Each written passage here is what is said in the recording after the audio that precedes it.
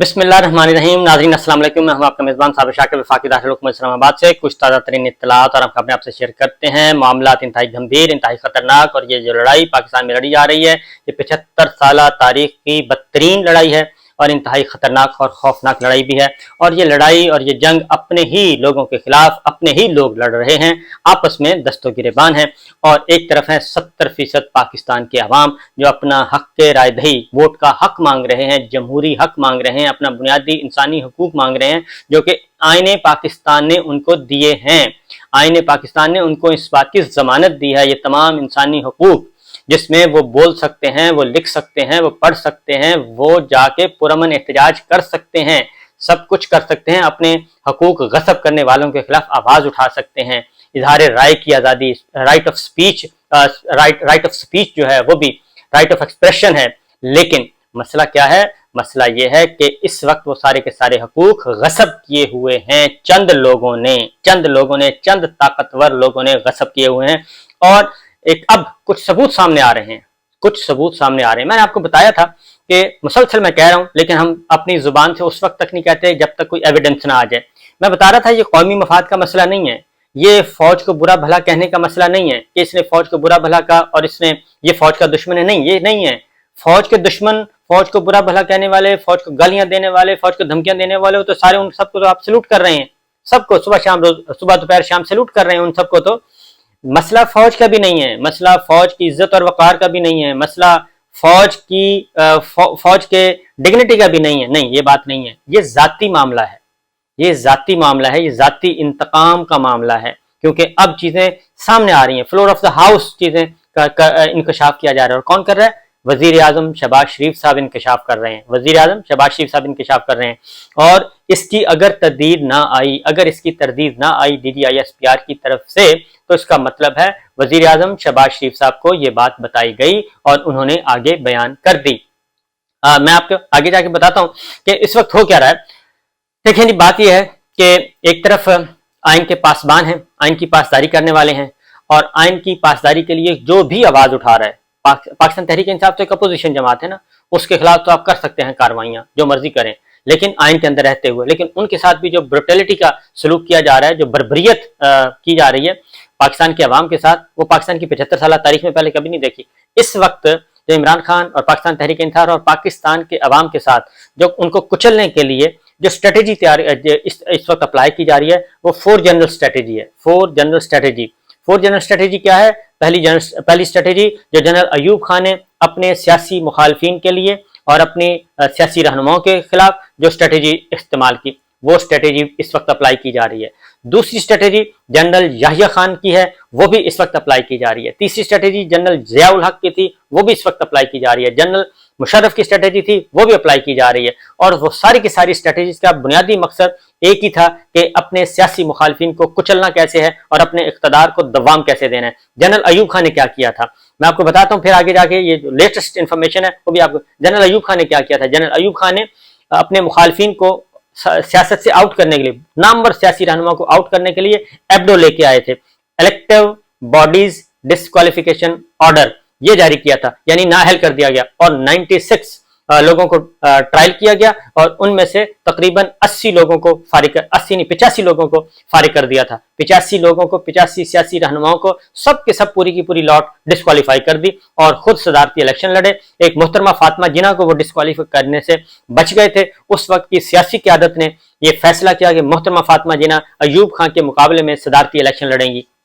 वो एक उनसे लूप होल था, वो रह गया। उनको नहीं पता था कि ये मोहतरमा फातिमा जिन्ना को ला सकते हैं, और उनके साथ थे शेख मुजीबुर रहमान। तो वो पहली लड़ाई लड़ी गई एक डिक्टेटर की और सियासी रहनुमाओं की। ये जमहूरियत और आमरीत की पहली लड़ाई थी। और उसमें भी वोट का हक जो है, वो वोट का, इनडायरेक्ट वोट का, क्योंकि अगर वो डायरेक्ट वोट का 1 मैन 1 वोट का इलेक्शन होता तो मोहतरमा फातिमा जिन्ना ने क्लीन स्वीप करना था। इसलिए उन्होंने एक लोकल बॉडीज जो है वो एक नया तरीका इख्तियार किया, BD मेंबर्स का। जो बेसिक डेमोक्रेसी मेंबर्स का, और इनडायरेक्ट इलेक्शन करवाया। इनडायरेक्ट इलेक्शन करवा के फिर आगे मैनूवरिंग करके और अयूब खान साहब सदर बन गए थे। और मोहतरमा फातिमा जिन्ना को भी उस वक्त सिक्योरिटी रिस्क और उस पर भी करप्शन के इल्जाम, इंतहाई मकरूह किस्म के इल्जाम लगाए, उनकी आवाज बंद कर दी जाती थी रेडियो पाकिस्तान में। तो ये सिचुएशन हुई। और जो आज जिन्ना हाउस का चर्चा किया जा रहा है, असल ओनर कायदे आजम मोहम्मद अली जिन्ना थे, जिनको उनका कब्जा ही नहीं आज तक मिला। और मोहतरमा फातिमा जिन्ना ने कब्जा लेने की कोशिश की तो उन्हें कहा गया था कि इस बुढ़िया को 1-2 लाख रुपए देके फारिग कर दो। बहरहाल ये है जनरल अयूब खान की स्ट्रेटेजी, और सबको फारिग किया। और फिर उसके बाद लेकिन कंट्रोल नहीं हासिल कर सके। 11 साल के बाद बिल आखिर इख्तिदार छोड़ना पड़ा, और वो भी और उस वक्त जब उनके पोते जो हैं वो उनके खिलाफ नारे लगा रहे थे, मजाक मजाक में अयूब और आगे फिर एक जानवर का नाम ले रहे थे। जाहिर है जी वो लेके आए। तो उसके बाद जब उस घर में जब पड़ी तो तब उन्होंने रिजाइन किया था, और रिजाइन देने से पहले वो एक chief martial administrator Yahya Khan को इख्तिदार दे के गए। और याहिया खान की स्ट्रेटेजी क्या थी? याहिया खान ने फिर मशरकी पाकिस्तान में जो कुछ किया, शेख मुजीब, अवामी लीग और हमारे मशरकी पाकिस्तान के भाइयों, बांग्लादेश के भाइयों के साथ जो कुछ किया, जो जुल्म किया, उसका नतीजा क्या निकला, और वो भी इस वक्त स्ट्रेटेजी अप्लाई की जा रही है। नंबर 3 जो है वो जनरल ज़िया साहब की स्ट्रेटेजी थी। उसमें था कि कब्र एक है और बंदे 2 हैं, तो एक कब्र में एक को जाना है। और जाहिर है ज़िया साहब ने कहा मैं तो नहीं जा सकता, और फिर भुट्टो साहब को उसमें डाल दिया गया, और इमरान खान साहब पे कातिलाना हमला हो चुका है। उसके बाद अगली स्ट्रेटेजी फिर ज़ियाउल हक साहब ने भी 11 साल पीपल्स पार्टी को क्रश किया, सब कुछ किया, वो सारी चीजें सामने हैं। भुट्टो को फांसी दी गई, और उसके बाद जो उनको एग्जाइल में डाल दिया गया। तो 11 साल की तवील जद्दोजहद के बाद मोहतरमा बेनजीर भुट्टो वापस आए। ये है ज़िया साहब की स्ट्रेटेजी। और उसके बाद जनरल मुशर्रफ साहब की स्ट्रेटेजी वो लेटेस्ट है। हम सब जानते हैं कि किस तरीके से नैब को इस्तेमाल किया गया। अगेन या अयूब खान वाली स्ट्रेटेजी, फिर नैब के इधर लेके आए मुशर्रफ साहब, वही साइकिल घूमा।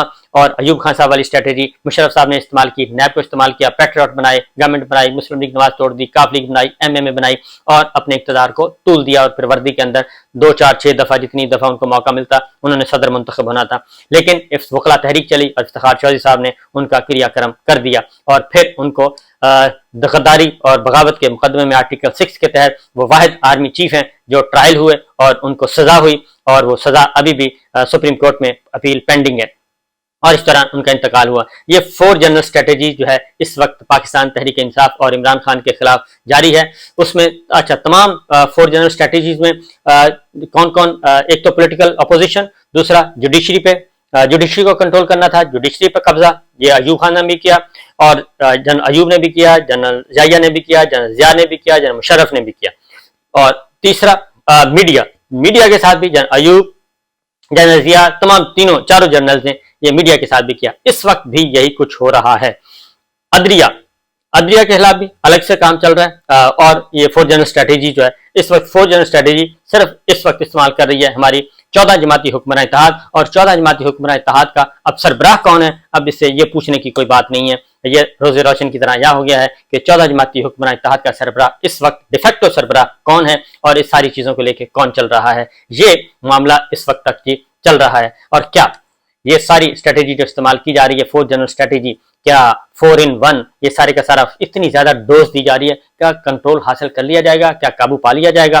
तो मेरा ख्याल है कि ऐसा नहीं होगा, क्योंकि शॉर्ट टर्म में हो सकता है आपको फायदा हो जाए, शॉर्ट टर्म में आपको फायदा हो जाए। और इस वक्त जो लोगों को बुला के कहा जा रहा है, आज चौधरी वजाहत हुसैन साहब ने भी कह दिया, क्योंकि प्रेशर ही बहुत है। क्या खवातीन अपनी जान माल आबरू, अपना माल भी बंदा कुर्बान कर देता है, जान भी कुर्बान कर देता है, लेकिन आबरू, अपने बीवी बच्चों, माओ बहनों, बेटियों की इज्जत, वो कैसे महफूज किया जाए? वो इसी तरह ही किया जाता है। चौधरी शुजात साहब एक वाकया सुनाते हैं, मैं आपको बता देता हूँ कि जब मुस्लिम लीग नवाज को तोड़ना मुशर्रफ साहब ने मकसूद था, तो उस वक्त इनके घर विजिट किए जाते थे, पहले प्यार मोहब्बत से, फिर इनकी टूटियां और घर के जो साजो सामान है उनका लिस्ट बनना शुरू हो गई। फिर इनको कहा गया कि आप छोड़ दें। फिर एक दिन ऐसा हुआ कि एक 18 ग्रेड का अफसर आया, और वो चौधरी शुजात साहब कहते हैं, शायद किसी किताब में भी लिखा है कि एक आए साहब, और वो साहब आके उन्होंने टेबल पे अपना जूता मेरे मुंह की तरफ करके अपनी टांगें जो है वो टेबल पे रख दी, और उसके बाद उन्होंने कहा जी अब आपका क्या प्रोग्राम है? تو یہاں تک یہ اس طرح کی اب بھی یہی کچھ ہو رہا ہے، اور یہ ساری چیزیں ماضی میں ہو چکی ہیں، اس لیے کوئی عزت بچانے کے لیے یہ سب کچھ کر رہا ہے۔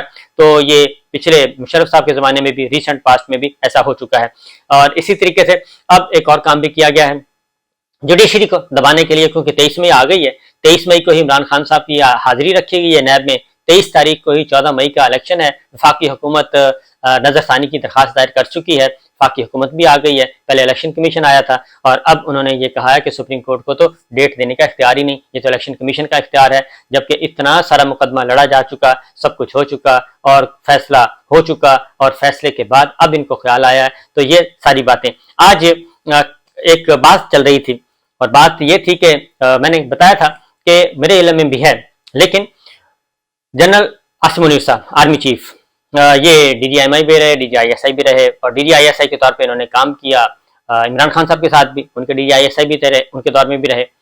تو ان کو ہٹائے جانے کا ایک بہت زیادہ چرچہ ہے کہ ان کو ہٹایا گیا، ان کو اس لیے ہٹایا گیا کہ بشرا بی بی کے خلاف کوئی لے کے گئے تھے کہ جناب بشرا بی بی نے یہ کام کیا ہے، اس لیے عمران خان صاحب نے ہٹا دیا۔ اب یہ میرے علم میں بھی ہے، جنرل عاصم منیر صاحب بھی جانتے ہیں کہ یہ واقعہ اس طرح تو نہیں ہے، اور جنرل عاصم منیر صاحب بہت اچھی طرح جانتے ہیں، میں پچھلے ویلاگ میں بتا چکا ہوں۔ تو اس لیے کل عمران خان صاحب نے بھی اس کی تردید کی کہ ایسا کچھ نہیں ہوا تھا، لہٰذا آج وزیر اعظم Shehbaz Sharif floor of the house مین قومی اسمبلی کے اجلاس میں official floor of the house وہاں پہ تقریر کرتے ہیں، ریکارڈ کا حصہ بناتے ہیں، اور وہ کہتے ہیں کہ کل عمران خان نیازی نے جو ٹویٹ کیا ہے کہ جنرل عاصم منیر کو D G I S I کے عہدے پہ عمران خان نے اس لیے نہیں ہٹایا تھا کہ وہ بشرا بی بی کا لے کے آئے تھے، کوئی شکایت لے کے آئے تھے، تو انہوں نے کہا عمران خان نیازی کا بات درست نہیں ہے، عمران خان نیازی نے جنرل عاصم منیر کو D G I S I کے عہدے سے اسی لیے ہٹایا تھا کہ وہ بشرا بی بی کا کوئی چیز لے کے آئے تھے، کوئی شکایت لے کے آئے تھے۔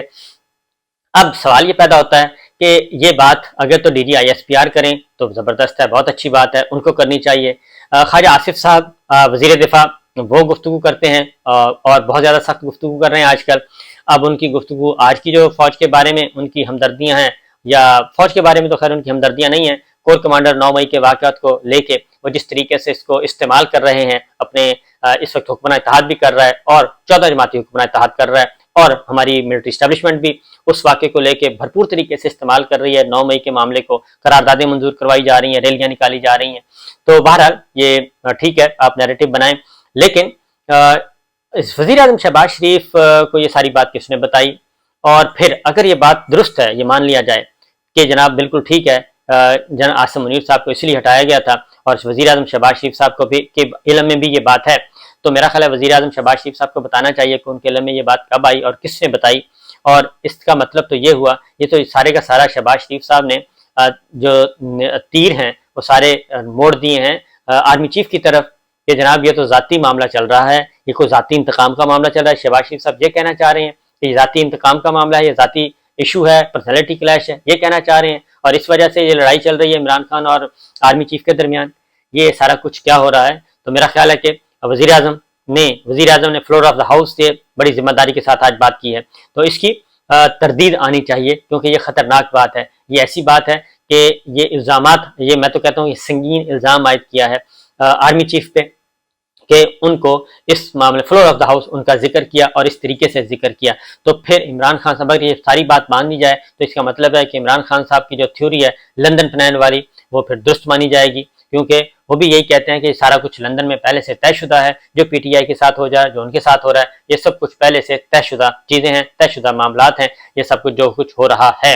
اس لیے انہوں نے کہا کہ یہ لندن پلان کے تحت پھر جتنا بھی ظلم و ستم اس وقت تک ہو چکا ہے، اور خاص طور پہ میڈیا کی چیزیں بھی سامنے آنا شروع ہو گئی ہیں، تو میڈیا کے لوگوں کو میں کہوں گا، ہمارے دوستوں کو، کہ وہ اس پہ آواز اٹھائیں، اور جو کچھ اس پہ ان پہ پریشر ڈالا جا رہا ہے اس وقت، سب کو پتہ ہے، آپ کو بھی پتہ ہے، مجھے بھی پتہ ہے، تمام ٹی وی چینلز کو پتہ ہے کہ اس وقت میڈیا کون چلا رہا ہے، اور آئی ایس پی آر سے ان پہ کتنا پریشر ہے، کتنا دباؤ ہوتا ہے، یہ ساری چیزیں ان کو بتانی چاہیے، اور انٹرنیشنل آرگنائزیشن کو بتانی چاہیے، ہیومن رائٹس کو بتانی چاہیے، پبلک کو بتانی چاہیے، تاکہ عوام کے سامنے کم از کم میڈیا، ہمارا میڈیا، ان کی وہ تو کلیئر ہو نا کہ ہم کرنا چاہتے ہیں، بولنا چاہتے ہیں، ہم حقائق دکھانا چاہتے ہیں، لیکن پیچھے کوئی ہمارے کھڑا ہے۔